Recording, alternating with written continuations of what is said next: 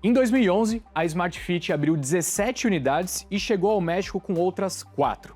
15 anos depois, a rede atende milhões de pessoas pela América Latina e Marrocos, mas mesmo assim, a ação negocia abaixo do preço do IPO de 2021. Durante boa parte dessa história, abrir academias e esperar que elas enchessem foi o motor do crescimento. Agora, a empresa tenta provar que a plataforma TotalPass pode ampliar a receita usando tanto unidades próprias quanto milhares de academias parceiras. Será que esse caminho consegue compensar a menor densidade de clientes nas academias, a pressão no México e o caixa consumido pela expansão? Meu nome é Henrique Stetter e esse é o Pulso do Mercado.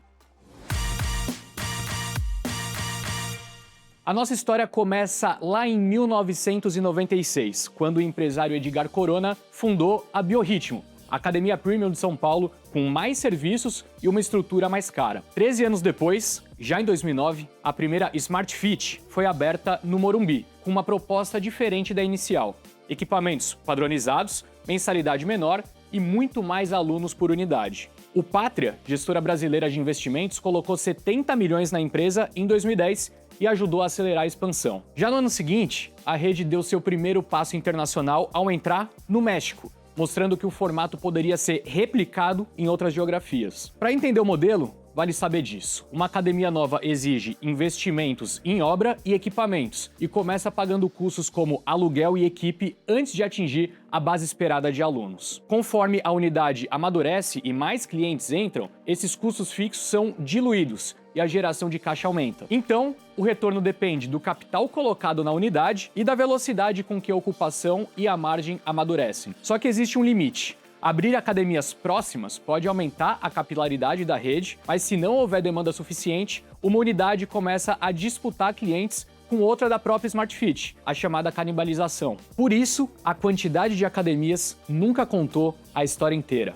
Já no fim de 2019, o grupo já tinha 826 academias, 2.670.000 clientes e presença em 11 países diferentes. Também em 2019, a Smart Fit decidiu transformar em uma empresa independente um projeto que havia criado 3 anos antes para enfrentar uma ameaça que vinha de fora do modelo tradicional das academias. Era a TotalPass, uma plataforma de benefício corporativo criada em reação ao avanço do Gympass, hoje conhecido como Well Hub, conectando então empresas, funcionários e academias parceiras. Nesse modelo, existe uma diferença importante para o negócio. Os acessos feitos pela TotalPass não entram na base de assinantes diretos daquela academia. Lembre disso porque esse tema voltará em breve. Porém, no ano seguinte, a pandemia fechou as academias e obrigou os acionistas a reforçar o caixa da empresa com 500 milhões de reais. Mas já em 2021, aproveitando o mercado de capitais que pulsava por conta dos juros baixos, a Smart Fit retomou o seu plano de chegar à bolsa. O IPO levantou cerca de 2 bilhões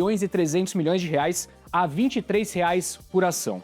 No primeiro pregão, o papel disparou 36% e fechou a R$ 31,40, deixando então a empresa capitalizada para voltar a expandir. Naquele ano, a rede abriu 88 novas unidades e chegou à marca de mais de 1.000 academias. O mercado tinha comprado a tese de reabertura e expansão, mas a recuperação levou mais tempo do que o esperado. As unidades novas ainda precisavam ganhar alunos para diluir seus custos, a volta às academias aconteceu de forma desigual e, ao mesmo tempo, a Selic voltou a subir, encarecendo o custo de capital. Essa frustração apareceu rápido no mercado. A ação terminou 2021 a R$ 16 e chegou a menos de R$ 10 em julho de 2022, caindo, portanto, 68% em relação ao fechamento do primeiro pregão pós-IPO.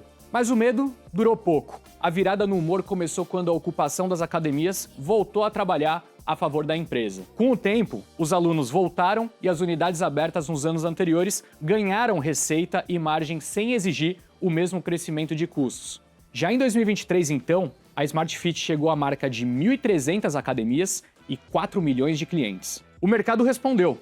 A ação saiu de R$ 13 no fim de 2022 para R$ 26 em dezembro de 2023, praticamente dobrando o preço em apenas um ano. No meio dessa recuperação, em maio, o Pátria aproveitou a valorização para reduzir sua participação numa oferta secundária de R$ 592 milhões a R$ 18,15 por ação. Como a oferta era secundária, o dinheiro não entrou no caixa da Smart Fit. Ele ficou com o acionista vendedor.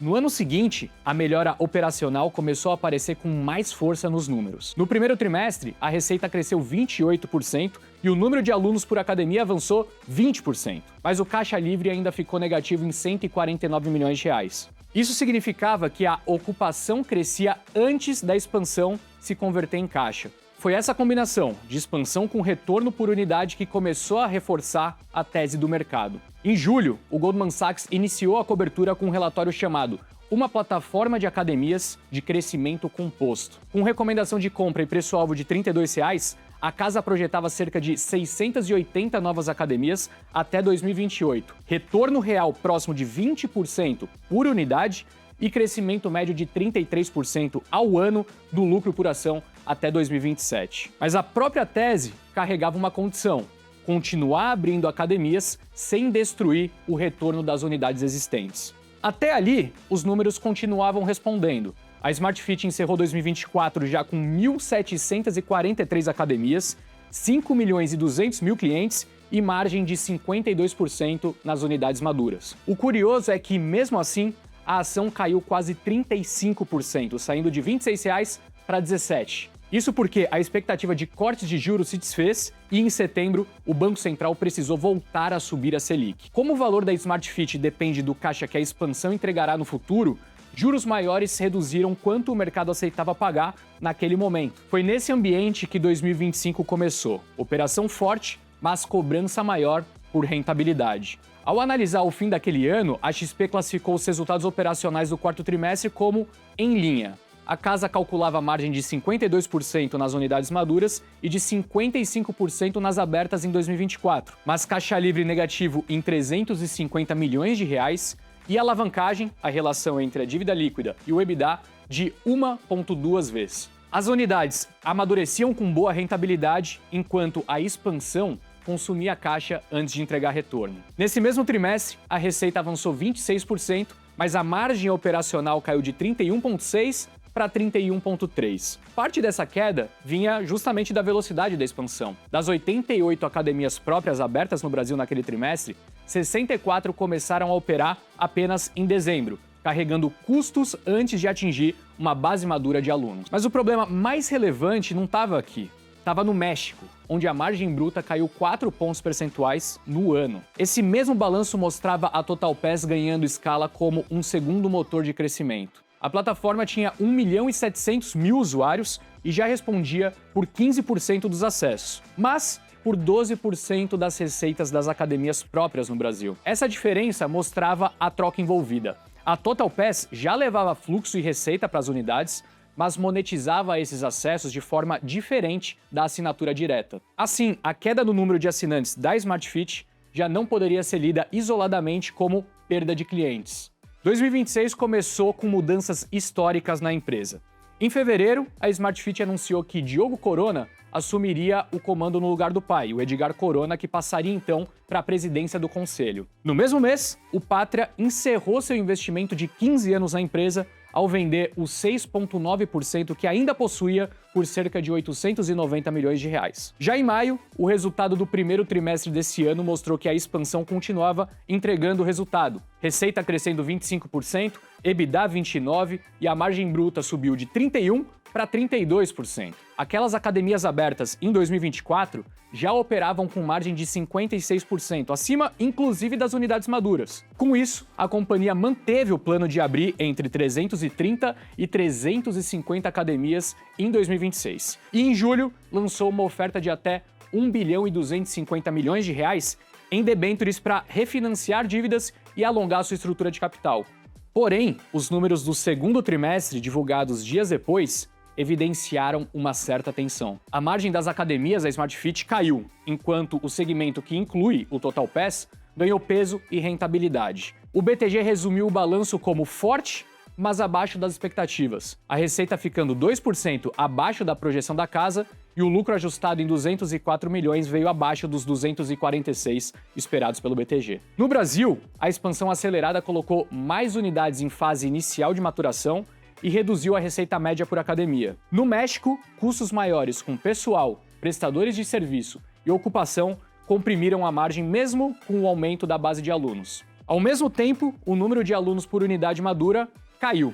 A empresa atribuiu parte desse movimento à abertura de novas academias em regiões já atendidas e outra parte ao aumento dos acessos pelo TotalPass, que migra a frequência do canal direto para o agregador. Essa troca muda a composição da receita. Na assinatura direta, a academia recebe uma mensalidade.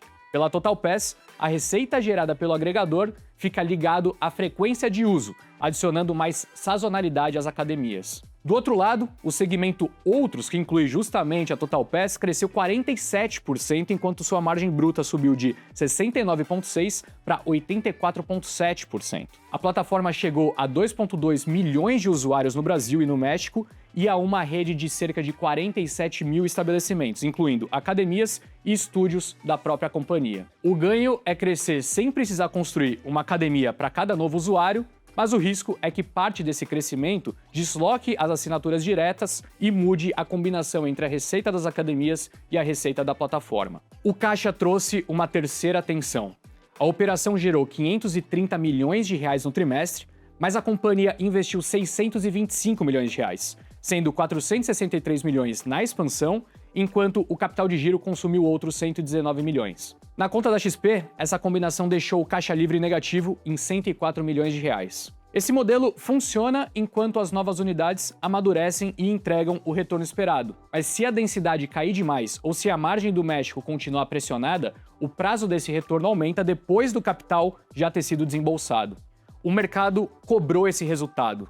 No pregão seguinte, a ação caiu mais de 7%. Mesmo depois dessa reação, a maior parte dos bancos seguiram recomendando compra para a ação. Mas esse cenário indefinido resume a discussão sobre a Smart Fit hoje. A empresa já provou que consegue abrir centenas de academias e fazer essas unidades amadurecerem, agora precisa provar duas coisas ao mesmo tempo: que pode continuar abrindo unidades nas mesmas regiões sem destruir o retorno da rede e que a TotalPass consegue gerar mais valor para o grupo do que a eventual receita direta que retira das academias. A empresa é praticamente um consenso entre os gestores.